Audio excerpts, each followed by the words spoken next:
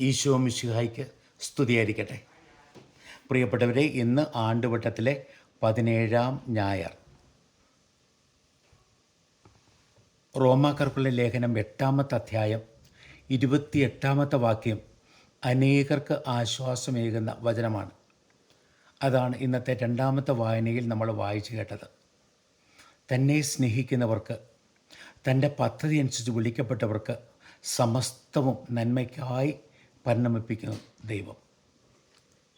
അപ്പം ദൈവത്തെ സ്നേഹിക്കുക എന്ന് പറഞ്ഞാൽ എന്താ അർത്ഥം? ദൈവത്തിന് ജീവിതത്തിൽ ഏറ്റവും മുഖ്യ സ്ഥാനം കൊടുക്കുക.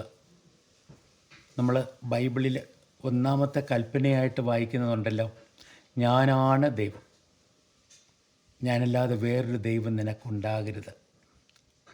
മറ്റൊന്നും തന്നെ ദൈവത്തെക്കാളും പ്രധാനമായും നമ്മുടെ ജീവിതത്തിൽ ഉണ്ടാകാൻ പാടില്ല. നമ്മുടെ ജീവിതത്തിൽ നമ്മൾ ഏറ്റവും പ്രധാനമായി ദൈവത്തെ കരുതുമ്പോഴാണ് നമ്മൾ ദൈവത്തെ സ്നേഹിക്കുന്നവരായി മാറുക.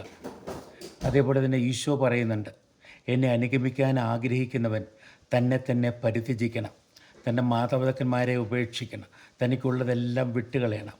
അപ്പോൾ മറ്റുള്ളവയെല്ലാം, അവയെക്കാളെല്ലാം പ്രധാനമായി ഈശോയെ കരുതുമ്പോഴാണ് നമ്മൾ ഈശോയെ സ്നേഹിക്കുന്നവരായി മാറുക. നമ്മുടെ ജീവിതത്തിലെ ഫസ്റ്റ് പ്രയോറിറ്റി ദൈവം ആകണം. നമ്മൾ ഇന്നത്തെ സുവിശേഷത്തിൽ വായിച്ചു കേട്ട്, മുത്ത് തേടുന്ന മനുഷ്യൻ, നിധി തേടുന്ന മനുഷ്യൻ, ദൈവത്തെ നിധിയായി കണ്ട് തനിക്കുള്ളതെല്ലാം പോയി സന്തോഷത്തോടെ വിറ്റ് ആ നിധി ഇരിക്കുന്ന സ്ഥലം കരസ്ഥമാക്കുന്നവനാണ് സ്വർഗരാജ്യത്തിൻ്റെ ആൾ എന്ന് പറയുകയാണ്. അല്ലെങ്കിൽ നല്ല മുത്ത് തേടുന്ന വ്യാപാരി നല്ല മുത്ത് കണ്ടെത്തുമ്പോൾ തനിക്കുള്ളതെല്ലാം സന്തോഷത്തോടെ വിറ്റ് അത് സ്വന്തമാക്കുന്നു. ദൈവത്തെ നമ്മുടെ ജീവിതത്തിൻ്റെ നിധിയായി, നമ്മുടെ ജീവിതത്തിലെ ഏറ്റവും പ്രധാനപ്പെട്ട നിധിയായി നമ്മൾ കണ്ടെത്തുമ്പോഴാണ്, ഏറ്റവും വലിയ മുത്തായി നമ്മൾ കണ്ടെത്തുമ്പോഴാണ് നമ്മൾ ദൈവത്തെ സ്നേഹിക്കുന്നവരായി മാറുക. ദൈവത്തിന് ജീവിതത്തിൽ മുഖ്യ സ്ഥാനം കൊടുക്കുമ്പോൾ, അപ്പം തന്നെ സ്നേഹിക്കുന്നവർക്ക് എന്ന ആ വാക്കിൻ്റെ അർത്ഥം അതാണ്. ദൈവത്തെ ദൈവമായി കണ്ട്, നമ്മുടെ ദൈവമായിട്ട് ജീവിതത്തിലേക്ക് സ്വീകരിച്ച്, പ്രിയപ്പെട്ടവരെ, ആ ദൈവത്തിൻ്റെ ഇഷ്ടം നിറവേറ്റി ദൈവസ്നേഹത്തിൽ വസിക്കുവാൻ നമ്മൾ ശ്രദ്ധ വയ്ക്കുമ്പോഴാണ്, എന്നെ സ്നേഹിച്ചുകൊണ്ട് എൻ്റെ ദൈവം എൻ്റെ കൂടെയുണ്ട്, എന്നെ വിലമതിക്കുന്ന ദൈവം എൻ്റെ കൂടെയുണ്ട് എന്ന ബോധത്തോടെ ജീവിക്കാൻ തയ്യാറാകുമ്പോഴാണ്, പ്രിയപ്പെട്ടവരെ, നമ്മളൊക്കെ ഒരു വിധത്തിൽ നമ്മുടെ ജീവിതത്തിൽ എല്ലാം നമ്മുടെ നന്മയ്ക്കായി പരിണമിക്കുക. അതേപോലെ നമ്മൾ ഇന്നത്തെ 1-ാമത്തെ വായനയിലെ സങ്കീർത്തനത്തിലും ദൈവത്തിൻ്റെ വചനത്തെക്കുറിച്ച് പറയുന്നുണ്ട്. ദൈവത്തിൻ്റെ പദ്ധതി വെളിവാക്കുന്നതാണ് ദൈവത്തിൻ്റെ നിയമം, ദൈവത്തിൻ്റെ ഇഷ്ടം വെളിവാക്കുന്നതാണ് ദൈവത്തിൻ്റെ വചനം, ദൈവത്തിൻ്റെ വാഗ്ദാനം വെളിപ്പെടുത്തുന്നതാണ് ദൈവത്തിൻ്റെ വചനം. അങ്ങനെ പ്രിയപ്പെട്ടവരെ, ദൈവത്തിൻ്റെ പദ്ധതി ഗ്രഹിച്ച് ദൈവത്തിൻ്റെ ഇഷ്ടമറിഞ്ഞത് നിറവേറ്റി ദൈവത്തിൻ്റെ വാഗ്ദാനത്തിൽ വിശ്വസിച്ച് നമ്മൾ മുന്നേറുമ്പോഴാണ് ജീവിതത്തിലെല്ലാം നമ്മുടെ നന്മയ്ക്കായി പരിണമിക്കുന്നത് നമുക്ക് അനുഭവിക്കാനായിട്ട് സാധിക്കുക. ഒരു ക്രിസ്തു ശിഷ്യൻ ദൈവത്തെ ഏറ്റവും സ്നേഹിക്കുന്നവനാണ്, ദൈവത്തിന് ജീവിതത്തിൽ ഏറ്റവും മുഖ്യ സ്ഥാനം കൊടുക്കുന്നവനാണ്. അതേപോലെ ഒരു ക്രിസ്തു ശിഷ്യൻ ദൈവത്തിൻ്റെ പദ്ധതിക്കനുസരിച്ച് തൻ്റെ ജീവിതത്തെ ക്രമീകരിക്കുന്നവനാണ്.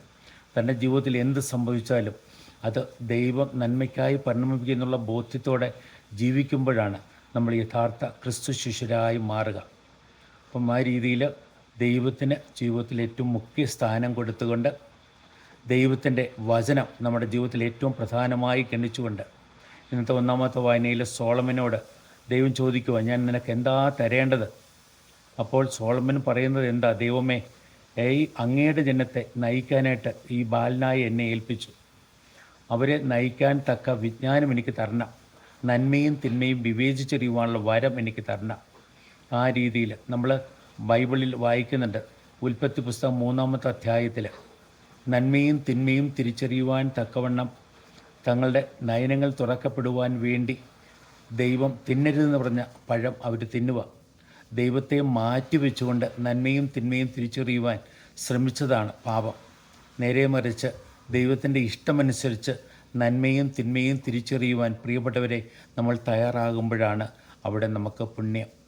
അപ്പം ദൈവത്തിൻ്റെ പദ്ധതി അനുസരിച്ച്, ദൈവത്തിൻ്റെ വിജ്ഞാനം അനുസരിച്ച് നമ്മുടെ ജീവിതത്തെ ക്രമീകരിക്കുവാൻ സാധിക്കുമ്പോൾ ദൈവം നമ്മുടെ ജീവിതത്തിൽ സംപ്രീതനാകുന്നു, നമ്മളെ അനുഗ്രഹിക്കുന്നു, അനുഗ്രഹത്തിൻ്റെ പാതയിലൂടെ നമ്മളെ വഴി നടത്തുകയും ചെയ്യുന്നു. നമ്മൾ ഇന്നത്തെ സുവിശേഷത്തിൽ ഈ മുത്തിൻ്റെയും നിധിയുടെയും ഉപമ നമ്മൾ വായിക്കുമ്പോൾ ഒരു വിധത്തിൽ നമ്മൾ ദൈവത്തെ തേടുന്ന, ദൈവത്തെ നിധിയായി കണ്ടെത്തുന്ന, ഈശോയെ നിധിയായി കണ്ടെത്തുന്ന വ്യക്തികളായി നമ്മൾ മാറണം എന്ന സൂചനയാണ് നമുക്ക് ഉള്ളത്. എന്നാൽ അതോടൊപ്പം തന്നെ ദൈവം കണ്ടെത്തുന്ന നിധിയാണ് നമ്മൾ, ദൈവം ഏറ്റവും വിലമതിക്കുന്ന മുത്താണ് നമ്മൾ എന്നൊരു ബോധം. നമ്മളെ നേടാൻ വേണ്ടി ഈശോ തൻ്റെ ജീവൻ പോലും വെടിഞ്ഞില്ലേ? സ്വർഗം വിട്ട് ഭൂമിയിലേക്ക് ഇറങ്ങി വന്നില്ലേ? അപ്പം നമ്മെ തേടുന്ന, നമ്മളെ കണ്ടെത്തുന്ന, നമ്മളെ വിലമതിക്കുന്ന ദൈവം, ആ ദൈവത്തിൻ്റെ സ്നേഹം നിരന്തരം നുകരുക, ആ ദൈവത്തിൻ്റെ വചനമനുസരിച്ച് നമ്മുടെ ജീവിതത്തെ ക്രമീകരിക്കുക, ആ ദൈവത്തിൻ്റെ പദ്ധതി അനുസരിച്ച് ജീവിക്കുവാൻ നമ്മൾ തയ്യാറാവുക.